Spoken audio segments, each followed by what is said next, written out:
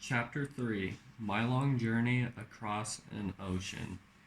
My love destiny. I dated my soulmate across the ocean between America and Thailand. The handsome lawyer from the United States that I dated is now my husband, Mr. Carnes, and now here I am, living in St. Louis, Missouri. We met each other on his birthday, February 13th, and we became friends on Facebook at the beginning of our relationship. He is senior to me by 11 years, but that is not a problem in our relationship. Mr. Carnes and I fell in love across the ocean and the long distance between us. We experienced ourselves freely and happily almost every day on Skype, Facebook, or Line when we contacted each other. The fact that we were able to build our relationship across the ocean lets me know he is worth keeping and that he is the right one for my heart and for my life. His heart is as good as gold. While my husband and I chatted across the ocean, he became my closest friend from thousands of miles away. We loved and cared for each other better when there was a big space of two continents between us. We could chat about everything and always smiled, even though the time in America follows Thailand by 12 hours. On September 9th, Mr. Carnes decided to fly to Thailand to visit me, and he also visited my family. They wished to meet him. One shot, one life, they said. My relationship with an American lawyer, a Farang in the Thai language, became part of the remarkable history of my family. All of us spent a happy time together. During Mr. Carnes' vacation in Thailand, he and I spent time together. We went to several places, and he never showed even the slightest sign of laziness in his affection for me. He always took care of me, took me to nice restaurants, took me to wonderful beaches, and took me to many significant places around Bangkok. This vacation was definitely more romantic than dating across an ocean, so time flew too fast for us. It was too soon that we had to say goodbye, and he had to fly back to America.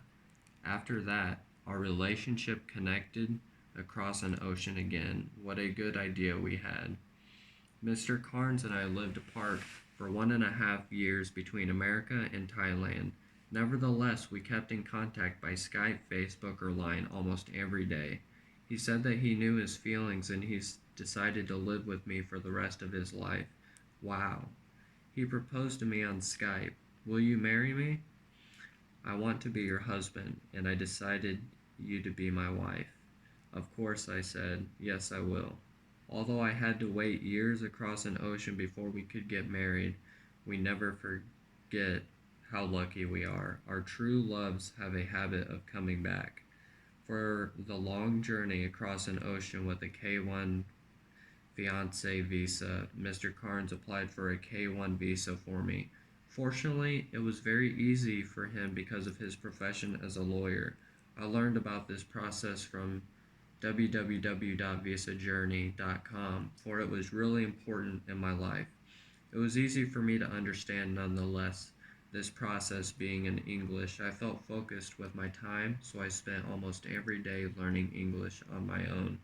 Likewise, my favorite Thai idiom is Long Tang Sai Wei La Long หล Ti ง Jiao, ทางเสียเวลาหลงติดยาเสียอนาคต which means if you lose your way, you will lose your time. If you lose your mind by taking drugs, you will lose your future. This idiom seems similar to the aphorism time and tide wait for no man, which means people cannot stop the passing of time and people should not delay doing things. Consequently, I spent my time studying English while I waited for my K1 visa for 3 months. My K1 visa was sent from USCIS U.S. Citizenship and Immigration Services to the U.S. Embassy in Bangkok. So I went there for my interview for my visa in June. On the day of my interview at the U.S. Embassy, I left my home in Najomtien, Chonburi, at 2 a.m.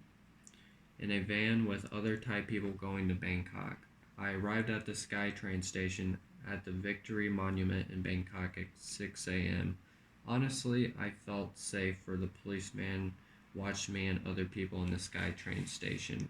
The SkyTrain carriage was extremely crowded, so we felt packed in like sardines.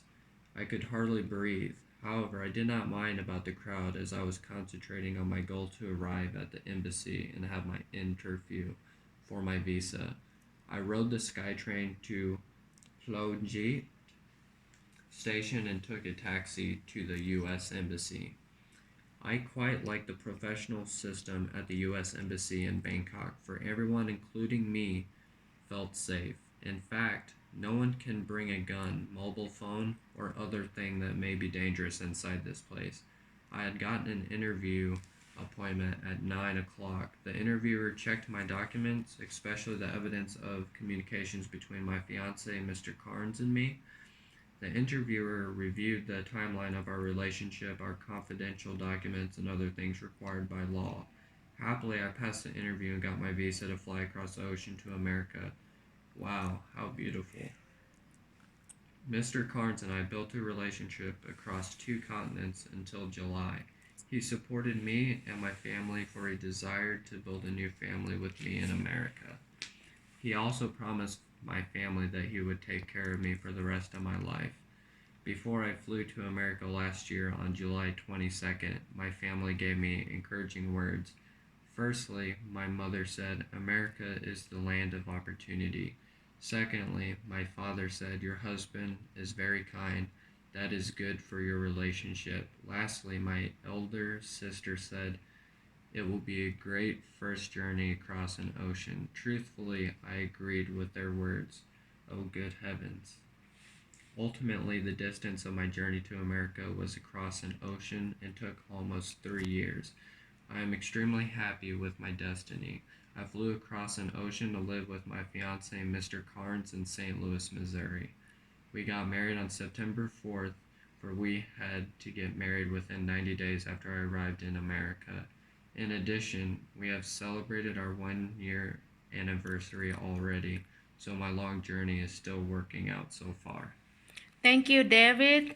This is the story of the girl from the golden eggs. Thank you for listening and following. You're welcome. สวัสดีค่ะ